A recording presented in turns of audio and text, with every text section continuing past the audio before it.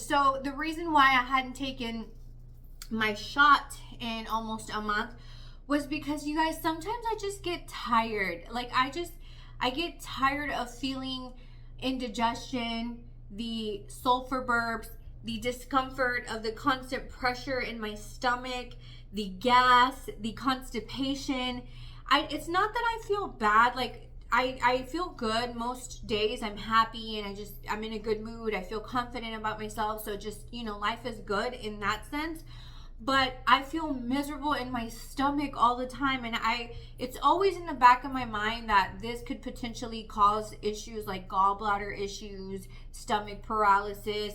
And every time I'm there suffering, because some weeks I would suffer a day or two where I'm just like, ugh, like it's just the constant like pressure and pain in my stomach, and the constipation and not being able to go to the restroom, and the gas, and just it's sometimes it just became overwhelming. My loves, I am back with another video, mostly just to tell you guys about why I hit 199. I cannot believe I hit 199. When I saw that number on the scale, I was not happy, to say the least. So if you're new to the channel, welcome. It is Chrissy G, and if you were back, welcome back. So it's been a hot minute. I want to say it's probably been maybe 4 weeks since I last posted, 5 weeks maybe, I don't know. Hurricane Beryl came barreling through Texas, and it threw me off my game so bad it's not even funny. So if you guys remember, I lost like 3 pounds my first week. I went from 191 when I weighed in with Dr. Z to about 188, and it lasted for like 4 days. And then I started steadily gaining after that. So why did I start gaining? Well, when Hurricane Beryl hit, I did not know it was coming. They had talked about it potentially going to South Texas and then Corpus Christi. And then on Sunday, they were literally like, no, it's legit going to Houston. And so we went to the grocery store Sunday night, which was the night before Monday when the storm hit. And it didn't look chaotic or anything. Typically, when we have warnings about a storm coming through, like the grocery stores are just ghost towns. There's nothing left. And this time it was like we were able to grocery shop just like normal, but my mistake was buying foods that I thought I'd be able to cook on a stovetop or a slow cooker. And so I bought things that you needed power for, we also bought things like lunch meats and just easy things just in case the power went out for a few hours. We would be prepared, because every other storm that's hit Texas for me while I've been here has not been that big a deal. We're out of power for a day, maybe 2, and then we're back to business as usual. Well, it was a very different story this time around. We ended up without power for almost a week. Literally went 6 days with no power. We did have a generator, but it took us a minute to figure out how to hook it up to our house because we didn't have the right connection. Anyways, long story short, we were only plugging in our necessities, which the stove was not one of them. And so just because we were afraid it would run too much power to the generator. So anyways, I ended up with a bunch of food that I couldn't cook because we have electricity or electric stove. So we were eating everything, including all the snacks that we bought. We bought a lot of like chips and Cheez-Its and just snacks that I know I shouldn't be eating, but I mostly bought those for the kids so that they can snack, because I know how restless they get when there's no power and no internet and no anything.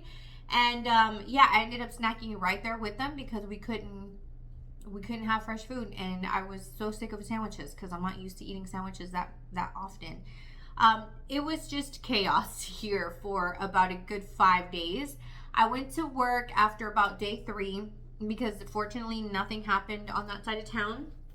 And I was able to go grocery shopping there, and I was able to go to my mom's and cook, because even though she didn't have power, she had a gas stove. So I was like, oh, thank you, baby Jesus, because I need home cooked food. Like, I'm not used to eating crap all the time. Not like that. And so the service everywhere was crappy because obviously people didn't have power. So even though their jobs had power, they were just not happy. They didn't want to be there. The AC wasn't working in some places. It was not a good thing. Like, I can't even, and this was just a category 1 that we experienced, and I can't even imagine if an apocalypse really came, like, we would be, not very friendly people. So anyhow, that is what sent me spiraling downhill quick. So it was kind of like, okay, the hurricane happened. Then we got to adjust for a couple of days of normalcy. And then we went to Florida for a family vacation. And well, you know, when you're on vacation, usually I do really good previous or prior to the vacation so that I can splurge there. Because you do a lot of walking when you're on vacation, so it kind of balances out. This time around, everything was the hotel that we stayed at, which we stayed at the Disney Dolphin, was right there close to everything. And so we did do a lot of walking, but it rained every afternoon. And so we would just, I don't know, you guys, it just wasn't, I did a lot of bad eating there too. And then we came back for another week. And then me and the girls, Debbie and I and my cousin and her daughter, we went to Golden Nugget in Louisiana. And so we did drinking and eating again. And you know, it's that whole thing, I'll start again Monday, because I knew I was going to be messing up, and I'll start again next week. And long story short, I hit the scales at 199 and I was like, absolutely not. Like, what am I doing? I promised myself that I would never let myself get to 200 again.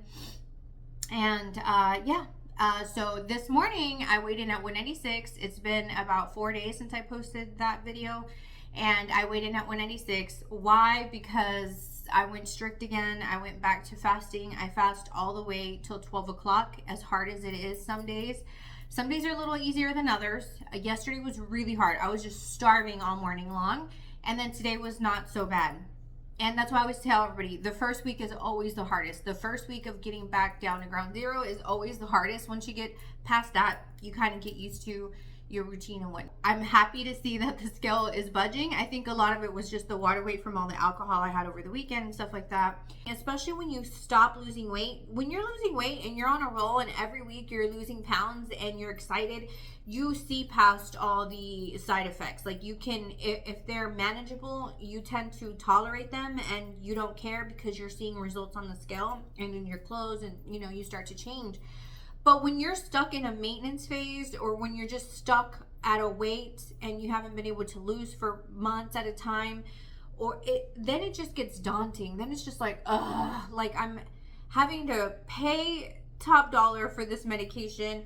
It's causing me agony because my stomach is just always hurting and gassy and uncomfortable. And I'm not even losing weight. So what am I doing here?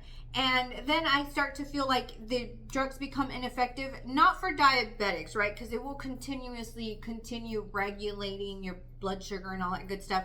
But for those of us who are using it for weight loss to help with the hunger suppression, you do start to build tolerance and your hunger does start to come back slowly. So enjoy it in the beginning. When you feel hungry, never.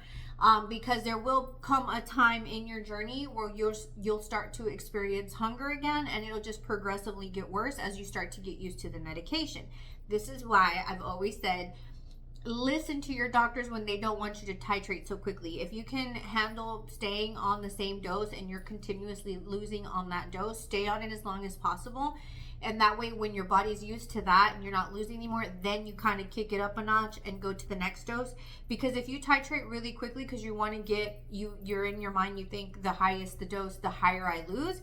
That's not typical. Like, most people lose the most in the beginning stages. And so I've always preached that, and I stand by that, and that has not changed for me. So I think that's why I was also struggling, because I went from a high dose to, since I went from MJ to Semaglutide, or tirzepatide to Semaglutide, they dropped me all the way back down to start over to get your body used to that one. But I just feel like it's still a GLP. Like, why are we having to start over? But I've went to several doctors and it was the same story. So fine. So I started over and it just felt like nothing. Like, I went from a high 12.5 to a 0.5. And it was like, I said, you know what? I invested the money in this medication. I'm going to give it a break, let my body kind of process it out somewhat. That way, when I go back to injecting, my body can feel like something's happening. And so that's kind of what my thought process was behind that. But you guys see how quickly you can gain the weight when your portion control is not where it's at. So I think for me, going back to injecting this time around, I realized, like, wow, it's so easy to do the portion control when I'm on the medication because I can stop eating without finishing my plate versus the weeks, the second to third week after I had it injected, I could start eating more often and more. For me, the cravings are all back. The wanting sugar is back. The wanting a dessert after every meal is back. So I have to be really conscious of eating very little of something sweet or just saying no as a whole, because after every meal I want to have something sweet. That is the habit that I had before the medication. And again, while you're on the medication, it's very easy to walk away and say no because you're full and you just don't crave those things because you just feel satisfied all the time. And so that is my thing, right? So we have to come to the realization that at some point the medication it doesn't have such a hold on you after a while, and so it's easier to deviate and make bad choices. So I'm human. I'm like everyone else out here. I successfully lost the 60 pounds on this medication, so I know it is a game changer. I know it's out here changing lives and creating miracles. But like everything else, it's all about what you consume. And I wholeheartedly wish I was one of those people that viewed food as fuel. Like, you only need to eat food to keep you alive, not eat food because it's love and you indulge in it and you want to eat good food all the time. Like, our family grew up with food being love. Food meant you could provide for your family. I think we've grown up in that, where to me food is love. When people come over, I want to feed them. I want them to enjoy my food, and I want my family to enjoy my food. And so I think that's where that comes from. And we're very much the type of family that, like, anything we celebrate, it's immediate. Where do you want to go eat? You got a promotion, where do you want to go have dinner? Birthdays, anniversaries, everything is revolving around food all the time. And it's hard to break out of a lifetime those types of habits. We're not the type to wake up in the morning on a Sunday and say, where do you want to go hike today? Like, we're just not programmed that way. Our thought is, you wake up Sunday and you're like, oh, where do we, let's go have breakfast as a family somewhere, and, let the kids pick where they want to eat. So that's where, like, yes, it's hard. And the reality is that, am I going to change those habits for forever? Probably not. Like, I just have to consciously remember, like, no, don't revolve your life around food. But unfortunately, I think that's probably the reality for a lot of people. It's just that's just how we grew up. That's just, especially down here in the South, like, it is what it is. Like, I think that's true for a lot of families. My boss, who I've been working with for the last 4.5 years, decided to put his 2 weeks notice. And that was stressful for me because he really, really made my job something I enjoy. He and I had a great relationship. And he was those bosses that told me nothing, and I went in, did my job every day. I do it well, and he appreciated that. So it was just an amazing relationship. And it's hard to find jobs where you're that comfortable, where you have a good relationship with your boss, and it was just a mutual respect for each other, and just, it was a really good run. And so for a while I was mortified because I'm like, oh my God, who's gonna come in, and what if they change everything, and what if I hate my job, because there's always that potential of you working for someone that you're like, oh my goodness, this is not what I've been used to for the last 4.5 years. So I think I'm in good hands, but only time will tell.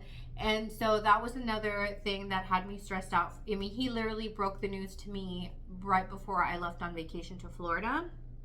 And so I was on pins and needles the whole time, wondering if he was going to accept his new offer, because he had just kind of did the second interview, and he was waiting to see if they'd offer him something. And so my whole vacation, I was just like, oh my goodness, is he going to leave? Is he not going to leave? And so there was that. So yes, I am happy for him. Congratulations to you. And I hope he is successful wherever he's at. And so, yeah. So there's that. Other than that, I'm doing well. Like I said, I did start my semaglutide injections again.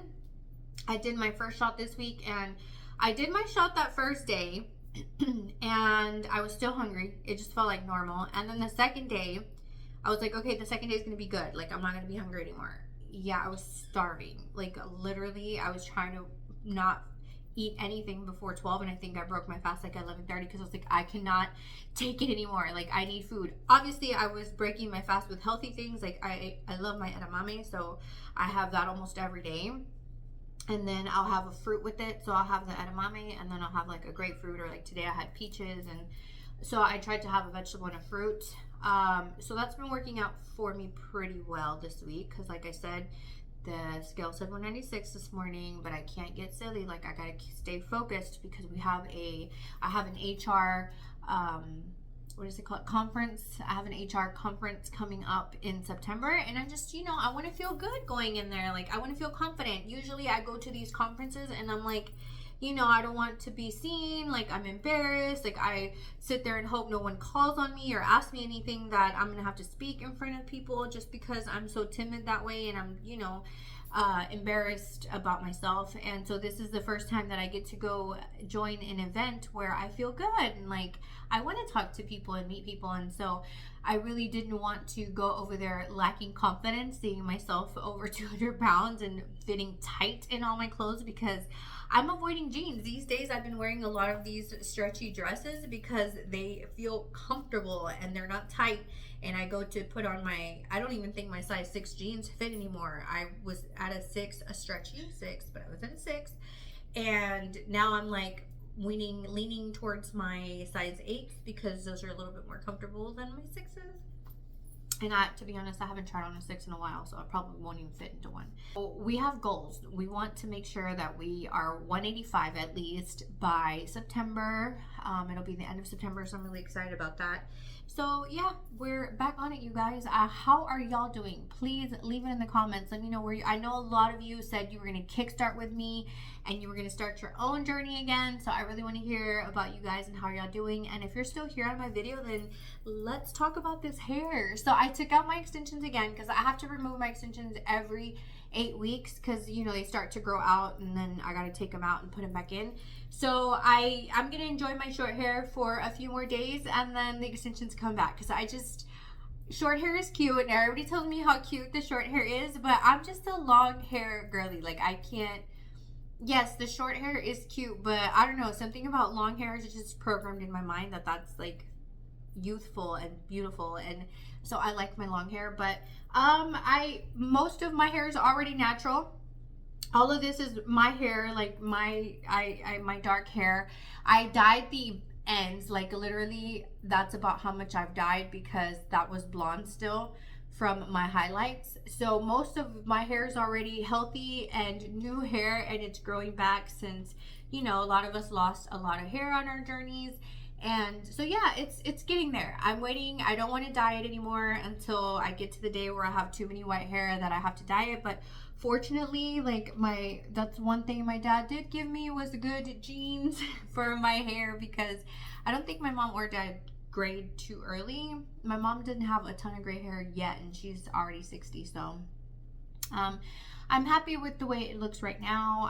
I never thought in a million years I would like dark hair. Like, I've been blonde for over 20 years, hence why my hair was so badly damaged. And I took the plunge and I went dark, and I'm loving it. And I'm like, I wish I hadn't wasted so many years being stuck at being a blonde. But again, here in Texas, blonde is like everything. Everyone is blonde. I'm sure it's like this in other states, but it seems like here, especially in Houston, it's like everybody is blonde. And it's just what we grew up seeing. Like, all my mom, my aunts, my grandparents, like everybody had blonde hair. It was the thing. So yeah, but I'm enjoying it for now. I'm gonna, like I said, I'm gonna end up with my extensions back in just because I'm crazy like that. But anyways, you guys, I thank you all for joining me on this quick update. I definitely wanted to make sure that I shared some stuff with you guys, because I know that I've been MIA for the last 3 or 4 weeks, but here we are again, and still strolling through our little weight loss journey. Like I said, this is going to be a lifetime for me, because the reality is that I will struggle with weight for the rest of my life, because it is what it is. So anyways, thank you guys for joining me. I miss you all dearly. I can't wait to hear from y'all in the comments, because it's been a minute and I miss you guys. So Till next time, talk soon.